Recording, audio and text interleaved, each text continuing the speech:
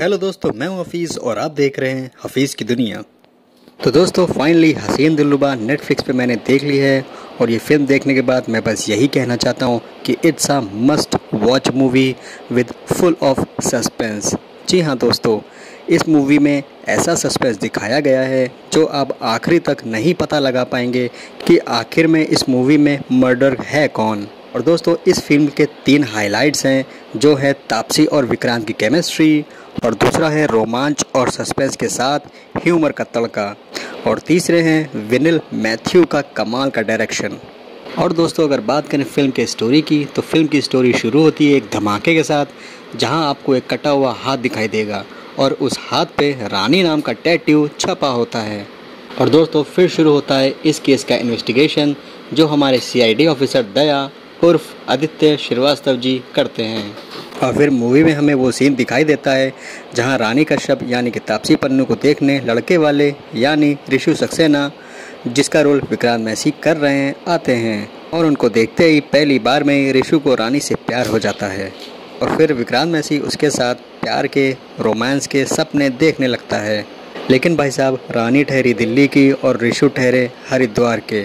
जहाँ ऋषु एकदम गाय की तरह सीधा है, वहीं रानी है तेज तर्रार मॉडर्न बबली टाइप लड़की। ऋषु की माँ पहले तो उसके शादी के पीछे हाथ धोकर पड़ी थी, पर अब रानी से शादी ना करने के लिए वह बेटे को सुसाइड तक के धमकी दे देती है। खैर दोस्तों, जब लड़की लड़का राजी तो क्या करेगा काजी। शादी होती है और मॉडर्न ख्यालात वाली रानी पति से प्यार और रोमांस की उम्मीदें करती है, लेकिन बेचारा ऋषु रानी की खूबसूरती के आगे इतना नर्वस रहता है कि उससे कुछ हो ही नहीं पाता। और फिर रानी ऋषु को रिझाने की पूरी कोशिश करती है। ऋषु भी अपनी मर्दानगी दिखाने का टोटका सीखने लगता है, पर रानी को सिर्फ निराश हाथ लगती है। और फिर एक दिन ऋषु के घर उसका मौसेरा भाई नील यानी कि हर्षवर्धन राणे आता है। लंबा चौड़ा कसरत करने वाला स्मार्ट लड़का। नील को देख रानी का दिल फिसलने लगता है। नील भी भाभी रानी की उम्मीद को हवा देने लगता है। एक दिन मौका पाकर रानी और नील मिलते हैं और फिर रानी ऋषु को भूल अपनी मर्यादा लांघ जाती है। लेकिन सब कुछ होने के बाद नील रानी को बिना कुछ बताए वहां से चला जाता है। रानी को दुख होता है और वो ऋषु को सारा सच बता देती है। और जब ऋषु को ये सब बातें पता चलती हैं तो उसको काफ़ी धक्का लगता है। खैर रानी की लाख माफ़ी मांगने के बाद आखिरकार ऋषु उसे माफ़ कर देता है और दोनों के बीच सब धीरे धीरे ठीक होने लगता है। रानी और ऋषु की पटरी पर लौटी शादीशुदा ज़िंदगी में एक दिन फिर नील U-टर्न बनकर वापस आ जाता है। फिर घर में धमाका होता है और ऋषु का कटा हुआ हाथ, जिसमें उसने रानी का नाम गुदवाया था, वो घटनास्थल से मिलता है।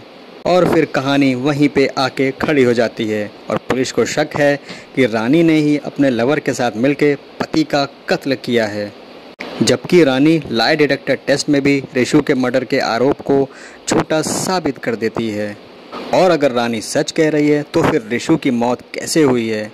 और दोस्तों जैसा कि मैंने बताया कि शुरुआत से लेकर अंत तक ये सस्पेंस बरकरार रहता है और ये आखिर में मर्डर है कौन, ये सब जानने के लिए आपको ये फिल्म ज़रूर देखनी पड़ेगी।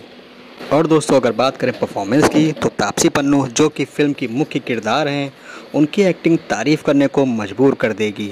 लेकिन कुछ जगहों पर लगता है कि मॉडर्न एंड बोल्ड रानी दुखी रानी के कैरेक्टर पर भारी पड़ गई है।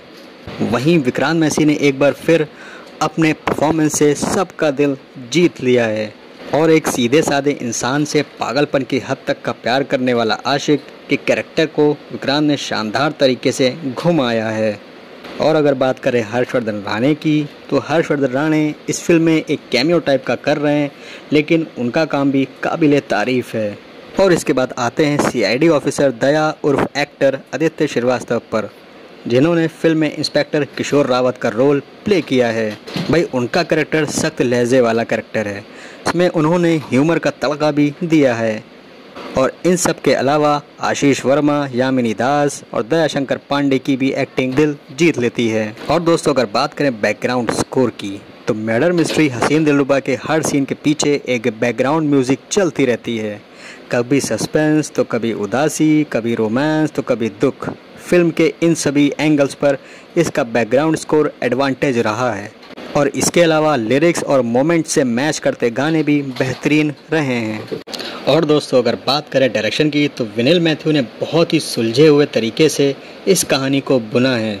फिल्म की कहानी, स्क्रीन प्ले और डायलॉग कनिका ढिल्लों ने लिखी है और हर सीन कसा हुआ है।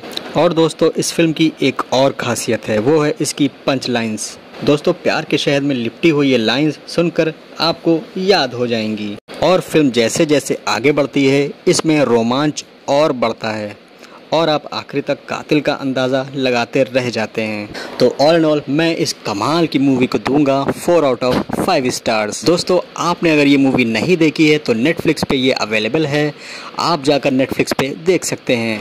फिलहाल वीडियो पसंद आई हो तो लाइक ज़रूर करें। मिलते हैं नेक्स्ट किसी वीडियो में। Till then take care, bye bye.